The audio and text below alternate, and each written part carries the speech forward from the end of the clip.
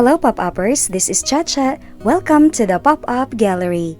For today's video, let's learn how to make a mini pop-up card. Keep watching!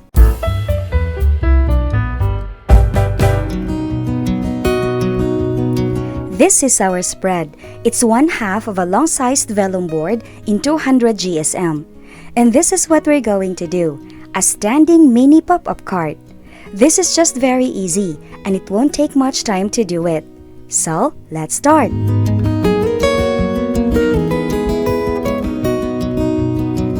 Here is our spread, and these are the elements. The pop-up magic lies on this small paper, and here are the measurements. This is 2 inches, and here is 4 inches. Okay, let's fold it to find the center.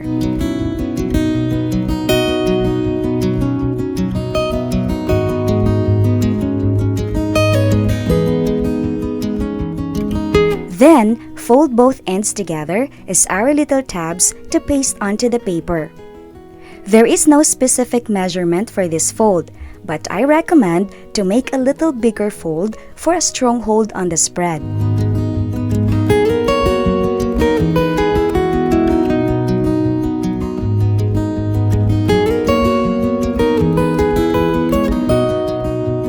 Next, let's create a triangular fold.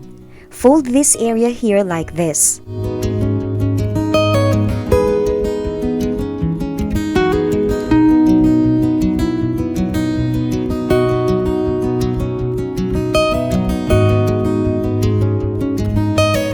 Then, push it backward.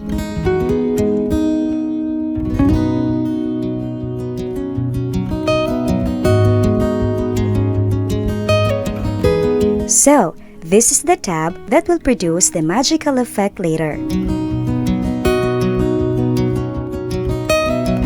When attaching the tab, make sure that the center fold of the tab is aligned with the center fold of the spread, just for the balance.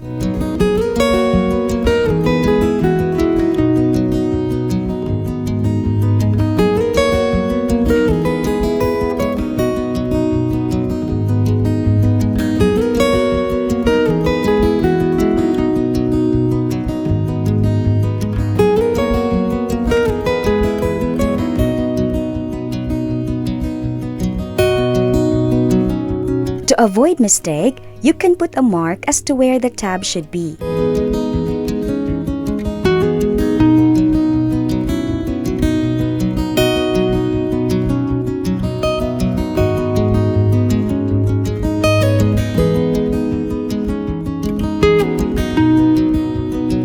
Also, to make sure that the tab is placed and pop up perfectly, paste one side first where the mark is.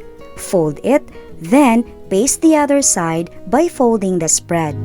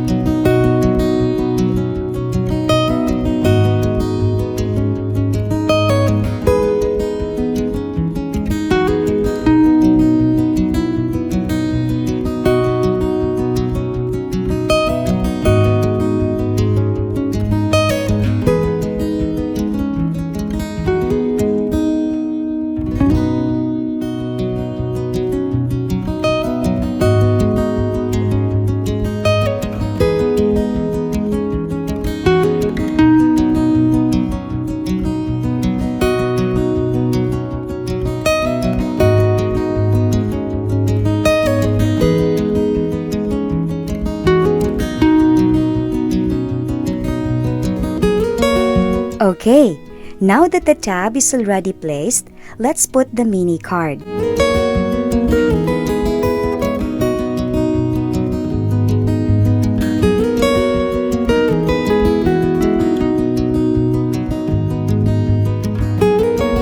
To make it pop up, let's paste it onto the triangular fold.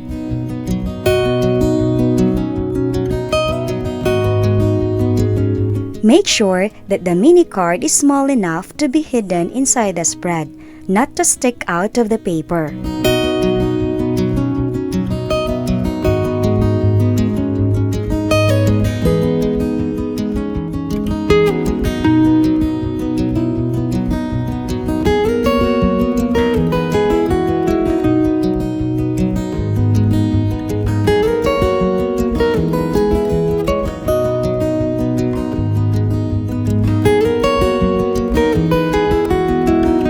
Okay, here it is.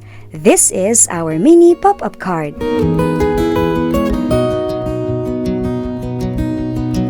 You can put anything here, like writings, notes, or pictures.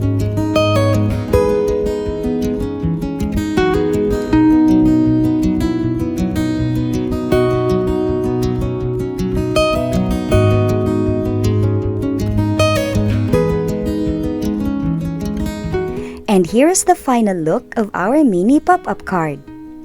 Thank you so much, pop-uppers. See you next time. Have a great day. Bye!